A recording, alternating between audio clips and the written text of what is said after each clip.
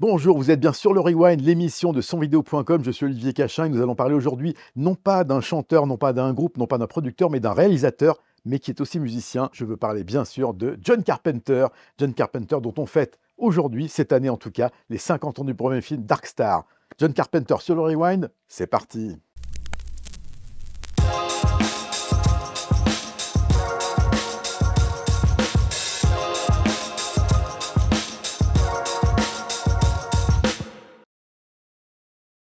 Et on démarre ce premier rewind avec ce film et donc cette BO absolument incroyable. C'est le deuxième film de John Carpenter.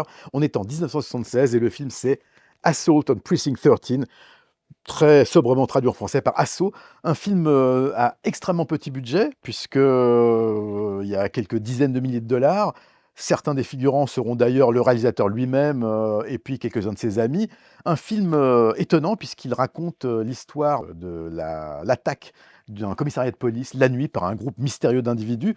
Un film dur, un film avec une scène notamment, spoiler alert, si vous allez le voir bientôt, laissez tomber les 30 secondes qui viennent, où un des tueurs abat un jeune enfant qui vient de commander une glace chez un marchand de glace ambulant, scène qui avait été interdite par la censure et que John Carpenter a réintroduit après l'avoir enlevé, niquant ainsi la censure. Mais ce qui nous intéresse, c'est la musique de ce film, et il se trouve que le musicien, c'est donc John Carpenter lui-même, accompagné de Tommy Lee Wallace, qui est un autre musicien qui est souvent le compagnon de John Carpenter pour la musique de ses films, puisque Carpenter réalise et fait la musique de tous ses films, ou pratiquement, à part The Thing. Et donc, ce thème absolument spectaculaire et très simple, basé sur quelques notes de synthétiseur, a été samplé et reproduit à de multiples reprises.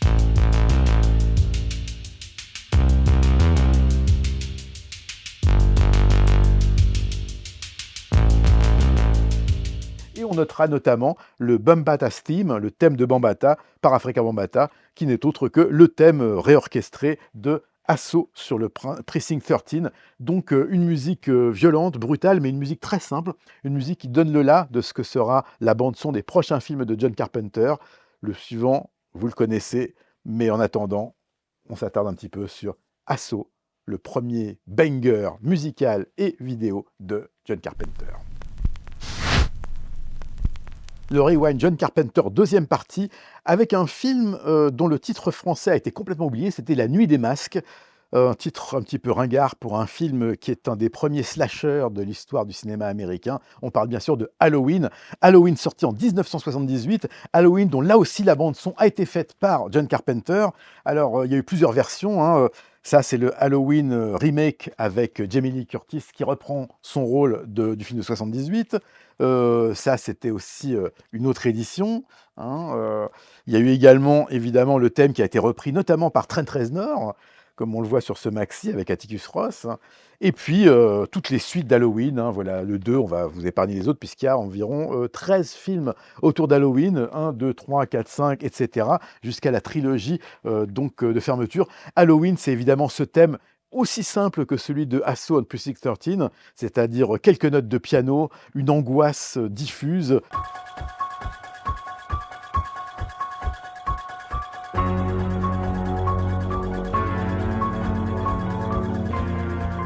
Et donc l'histoire de Michael Myers, cet individu qui incarne le mal absolu, un tueur froid qui n'a jamais prononcé un mot. Il y a eu un remake d'ailleurs très réussi de Halloween réalisé par Rob Zombie, qui a même fait sa suite, Halloween 2. Et puis il y a toute la série des films réalisés par donc John Carpenter. Et pour ce qui est de la dernière trilogie, c'est-à-dire Halloween le remake, Halloween Kills et Halloween End, eh bien, ce n'est pas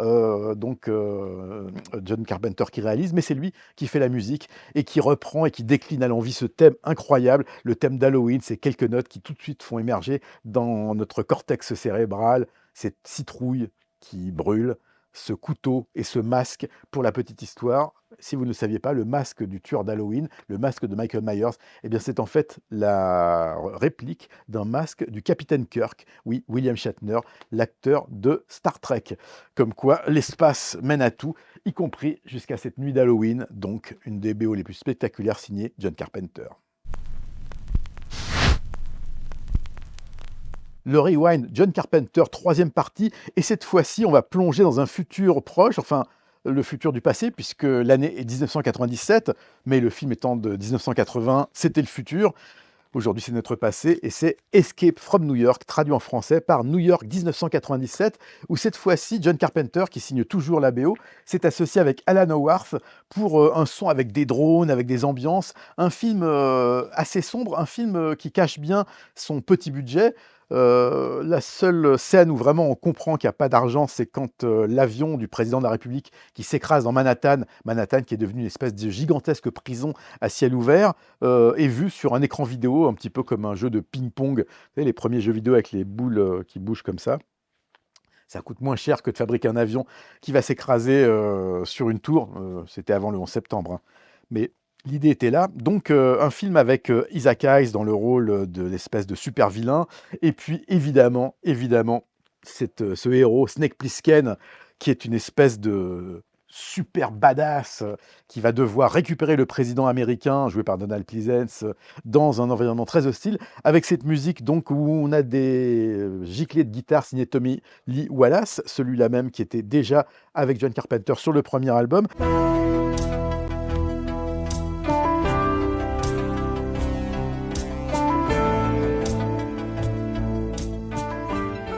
Et puis ce qui est amusant, c'est quand on apprend que pour tourner le film, vu que le budget, comme je vous le disais, a été réduit, ils ont d'abord pensé à tourner à New York, mais c'était trop cher pour transformer cette ville, même si elle est déglinguée, qui était quand même assez moderne, en une ville détruite, puisque c'est le concept du film.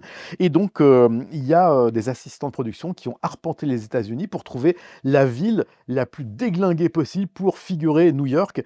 Et ça a été finalement dans l'Illinois, du côté de Saint-Louis, parce qu'il y a beaucoup de buildings qui datent de la même époque que la fondation de New York et qui eux aussi sont plutôt déglingués. Donc finalement, c'est à Saint-Louis, dans le Missouri, où beaucoup comment dire, de maisons avaient brûlé à suite à un grand incendie, n'avaient jamais été reconstruites, que le film a été tourné. Donc un film spectaculaire malgré son budget réduit et une musique, encore une fois, signée John Carpenter et Alan Howarth. Une musique sombre, une musique simple. C'est la simplicité qui guide John Carpenter, mais aussi l'efficacité, puisque là aussi, quand on l'écoute, on se replonge dans cet univers futuriste. Et spoiler alert, encore une fois, Snake Plissken réussit sa mission à la fin, à quelques secondes de voir exploser son collier avec une bombe accrochée. Donc, encore du grand Carpenter, encore du grand Alan Howarth, encore de la grande musique en quelque sorte. 1983, on est en plein dans les années 80. L'auteur le plus adapté au cinéma, en tout cas dans les films de genre comme on dit, c'est bien sûr Stephen King et c'est lui qui est à l'origine du roman qui a donné naissance à ce film et à cette BO signée John Carpenter, Christine.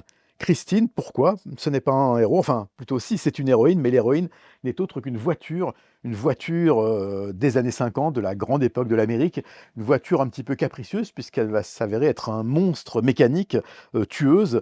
Un film, comme souvent avec John Carpenter, sans grand nom populaire dans son casting, avec quand même Kelly Preston qui joue un petit rôle et Harry Dean Stanton. Sinon, les acteurs sont principalement des seconds couteaux.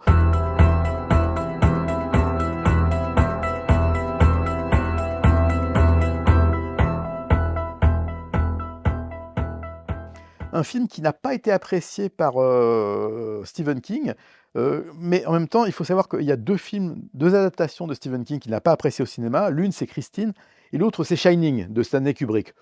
Autant dire que si Stephen King écrit des bons romans, en critique cinématographique, il est peut-être un petit peu moins à la hauteur. En tout cas, Christine reste un excellent film. Un film donc avec une musique, comme d'habitude, signée John Carpenter. Et pour la petite histoire, il faut savoir que Blumhouse, qui est une des nouvelles maisons de production indépendantes américaines qui se lance dans l'horreur et les films de genre, a en projet un remake de Christine, donc qui devrait arriver peut-être en 2024-2025, on ne sait jamais avec Hollywood. En tout cas, ce qui est sûr, c'est que ce film reste un excellent divertissement, avec en vedette une voiture, et donc toujours, comme tous les films de John Carpenter, ou presque, une musique signée John Carpenter. Who else? 1988, John Carpenter va donc sortir un film, encore une fois à petit budget, mais un film très subversif, puisqu'il va en fait critiquer la société américaine et le consumérisme effréné qui va avec.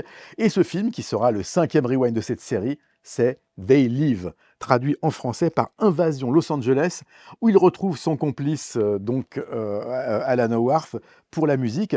Un film dont le prétexte est simple, un acteur qui est en fait d'ailleurs un ancien catcheur, c'est assez amusant, dont John Carpenter était fan, qui va donc tomber par hasard sur une paire de lunettes, et quand il enfile cette paire de lunettes, il va voir une autre réalité et s'apercevoir qu'en fait la Terre est dirigée par des extraterrestres qui nous obligent à consommer et à regarder la télévision pour devenir complètement idiots et donc les laisser envahir notre planète.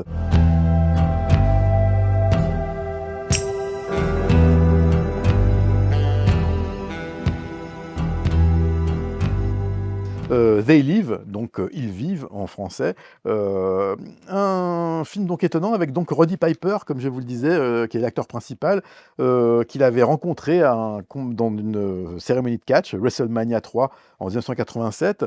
Comme il le disait, contrairement à la plupart des acteurs d'Hollywood, Roddy a sa vie écrite sur son corps. Et de fait, même si c'est un catcheur et que ça n'est pas un grand acteur, il fonctionne super bien dans le film. Un film où tout est séquencé, électronique, mécanique. John Carpenter a encore frappé. On le voit ici avec quelques images du film. Donc un film petit budget, une série B, mais une série B sacrément subversive. They Live, musique et réalisation signée John Carpenter.